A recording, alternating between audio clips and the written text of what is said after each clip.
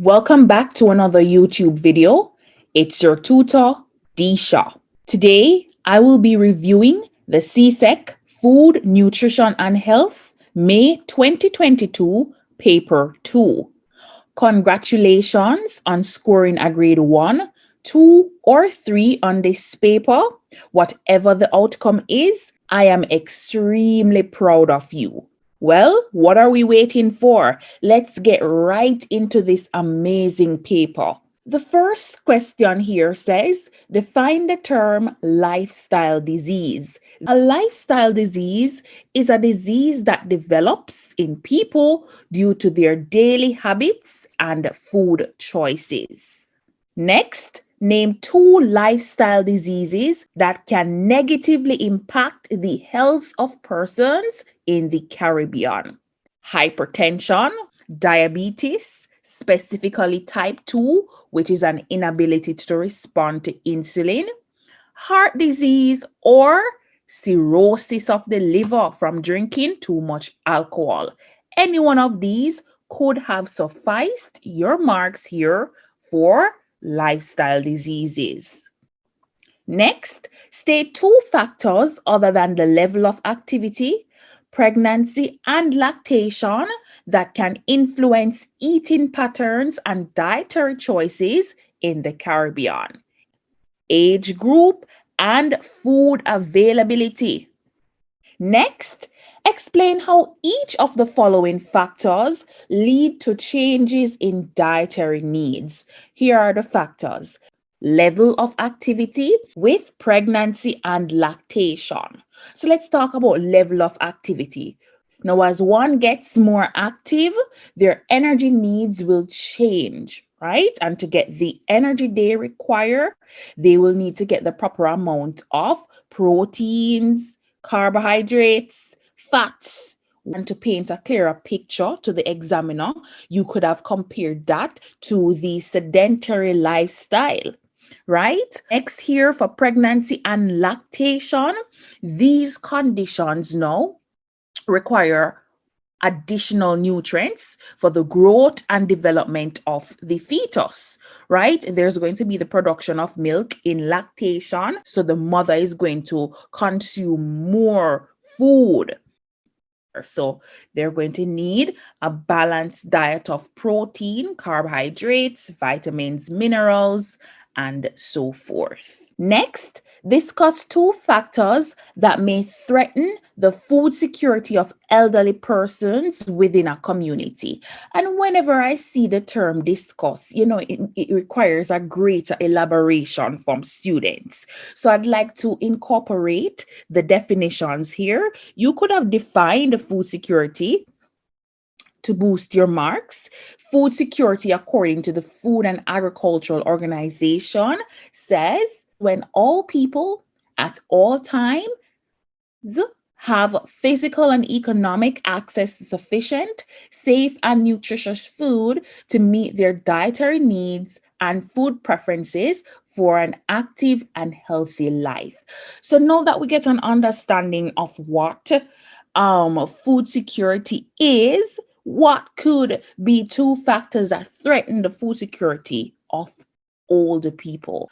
Firstly, you could have elaborated on low socioeconomic status, right? Older people with this status, they can't afford nutritious food due to limited finances and resources and the high cost of healthy foods. You could also talk about how natural disasters, yes, natural disasters can threaten the food security of all of the older folks in the community. Next, state 2 functions of food in the body. Here I've placed 3, so any one of these could suffice the mark on your paper. Food is necessary for growth and development of the organism. It provides energy for the organism to do work, and it also repairs and maintains the body's cells. Next, name the deficiency disease that could occur as a result of an inappropriate intake of each of the following nutrients. I have here vitamin A, vitamin C, iron, iodine, right? So if you lack vitamin A, then there's a high chance that you'll get night blindness, right? If you lack vitamin C, there's a high chance that you'll develop scurvy. Iron, you'll get is anemia, and iodine, the result of that is goiter. Can we take a look at these pictures here to my right? Can you identify the conditions that are occurring here? What about this girl here? Good job, she has goiter. What about this here? This condition is night blindness. Wonderful. What about this one here? Good job. This condition is scurvy. Kendra is an anemic adolescent who has planned the following breakfast menu. Here, the breakfast menu: chocolate milk, callaloo spinach, and scrambled eggs, toasted bread, and coffee. Corresponding question says, suggest 3 adjustments that should be made to the menu above based on Kendra's condition. Firstly, before we adjust the menu, let's talk about Kendra's condition. She has anemia. Anemia is a condition in which the body lacks enough red blood cells to carry oxygen around the body to the tissues. Now that we understand what anemia is, let's adjust the diet to something more iron, folate, and vitamin B12 friendly. Kendra could add chicken liver. She could also replace the coffee with beetroot juice, and she could also ensure that she incorporate fortified foods, right? State one reason for each of the adjustments suggested above. So, chicken liver for breakfast is rich in iron and folate. Beetroot are rich in iron, which is an essential component for red blood cells, right? It should replace the milk as a matter of fact, because calcium may bind with iron and reduce its absorption. When Kendra consumes fortified bread or cereal, she will be guaranteed that nutrients essential to combat this condition are present.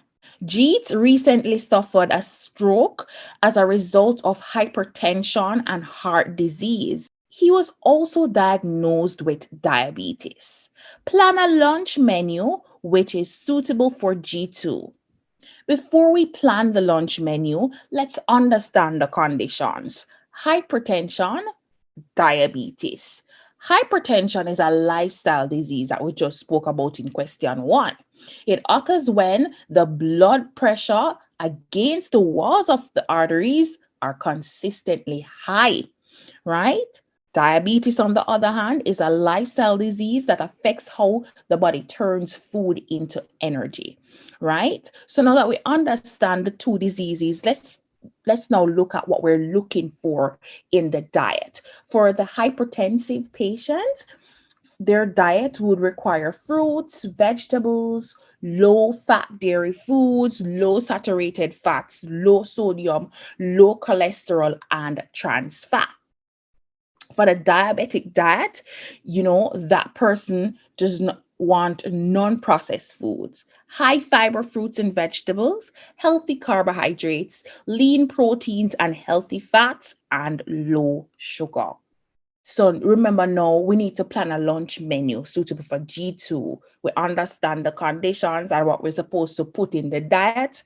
For my lunch menu, I've planned a healthy heart grilled chicken, right? As you can see the plate here, there's grilled chicken. There is a side of vegetables. I have just one side of whole grain pasta here with a side of fruits. Next, state 3 guidelines you would give your mother to assist her in planning meals for your grandmother who is ill.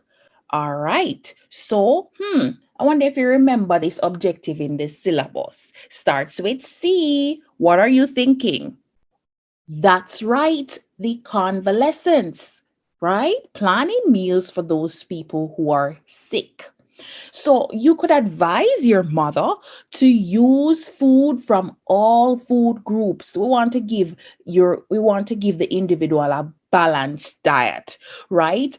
Balanced diet with the incorporation of essential vitamins and minerals. Remember, that person is ill. Vitamins and minerals are crucial for the recovery of the body. Secondly, your mother could ensure that she provides easily digestible and palatable foods, so your grandmother will be inclined to consuming the food. Thirdly, she could incorporate medical advices for the meals, right? Whatever the condition for the grandmother, then the mother now would follow those advices. Next, suggest 3 reasons why the amount of time available must be considered when planning meals for a family.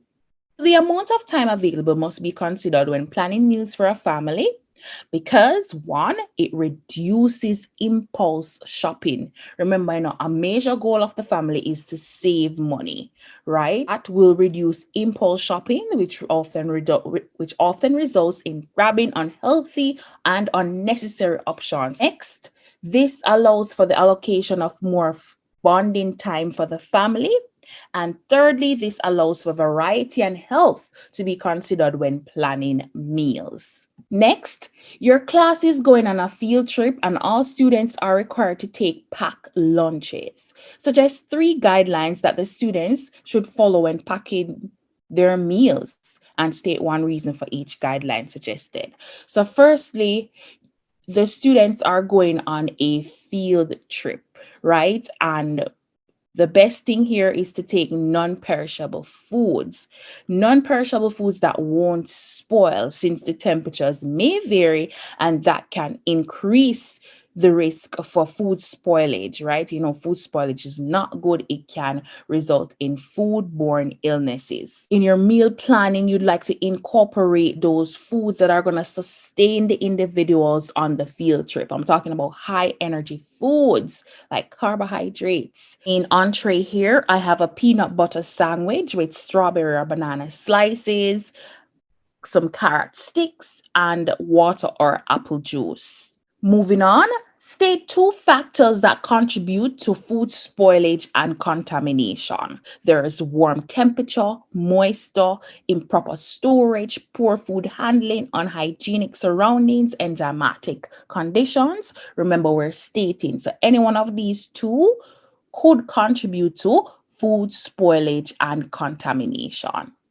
Next, name 2 methods of food preservation. All right, guys, revisiting our syllabus, we learned that the following here: cold, heat, chemicals, removal of moisture, physical irradiation. These are some methods of food preservation. No, you don't need to go to the exam and say salting, pickling, those are methods. No, these are the broad categories of food preservation. And you'll see it now because the exam asks you to provide 1 example of a food that can be preserved using this method. So for cold, vegetables can be frozen. For heat, milk can be pasteurized. For chemicals, codfish can be salted. For irradiation, shellfish can be irradiated against harmful microorganisms. Next, you are preparing a boiled cereal and toasted bread for breakfast. Explain 1 chemical change that is expected to take place when heat is applied to each of the breakfast items. Firstly, what is the nutrient here that we're discussing? That's right, carbohydrates. Carbohydrates are found in the cereal and the bread. So dextrinization occurs in the browning of the toasted bread, right? And it occurs when starch is subjected to dry heat. It will break down to form dextrin. Next, gelatinization occurs in the boiling of cereal. Starch gelatinization is a process where starch and water are subjected to heat, causing starch granules to swell. Next, while preparing the breakfast, you are baking a cake. On removing the cake from the oven, you'll notice that the cake is flat. Explain two ways in which you could have prevented this from happening. So you could have prevented this by adding enough raising agent. Secondly, you could have prevented this by ensuring that the oven was preheated, because when the oven is preheated and you introduced that batter, then it will provide the optimum time for the raising agent to react with the mixture, and your cake would have come out so nice. List three important principles that should be considered when using small kitchen equipment: maintenance, safety, and efficiency. Next, list three principles which should be followed to conserve fuel, time, or energy in the kitchen. To conserve fuel, one could allow frozen food to reach room temperature before cooking, the utilization of a pressure cooker to save fuel. For time, preparation of time plans, gather appropriate ingredients and equipments for the job. Energy, the utilization of appliances that are marked with the Energy Star label, right? Know that energy is being used in an efficient manner there. Next, choose one small electrical device used in the kitchen and explain the role of any 5 special features of this small electrical device. Here's a small electrical device, the blender. What are some of the features? Well, it has power or motor, speed, capacity, attachments, and some blenders, they do have digital operation. Next, define each of the following terms: bulk shopping, consumer, and credit. Bulk shopping is the purchasing of large amounts of a commodity at once. A consumer is anyone who consumes or use goods or services. We know that goods now are the tangible things that you can touch, and services are the intangible ones. Credit are goods and services given to the customer with payment to be made at a future date. Next, explain 3 ways in which exposure to external cuisine negatively impacts the habits, and they place what they mean by habits here: behavior or attitudes of Caribbean people. So here, what comes to my mind is that most of the external cuisines consist of the delectable foods, or foods that Caribbean people will love. So their attitudes will be towards these food. But when their attitudes are towards these food, that can be bad for them. These foods are high in fat, cholesterol, and sugar, which increases their risk for heart disease.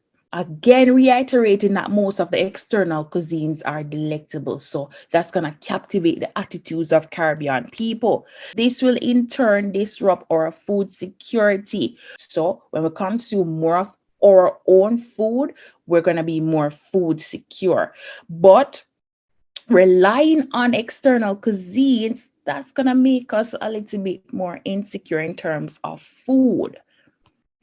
Next, external cuisine can change the attitudes of Caribbean nationals, making them less appreciative to traditional cuisine, and that's bad. That's going to be bad for our culture. Next, list 3 rights or responsibilities of the consumer. So guys, I hope you understand, that rights are different from responsibilities. The consumer has a right to safety, governmental protection, protection against false and misleading information. Let's look at the responsibility now. Since we said they have a right to safety, it's the consumer's responsibility to use products safely, seek protection, or express dissatisfaction, and use information wisely.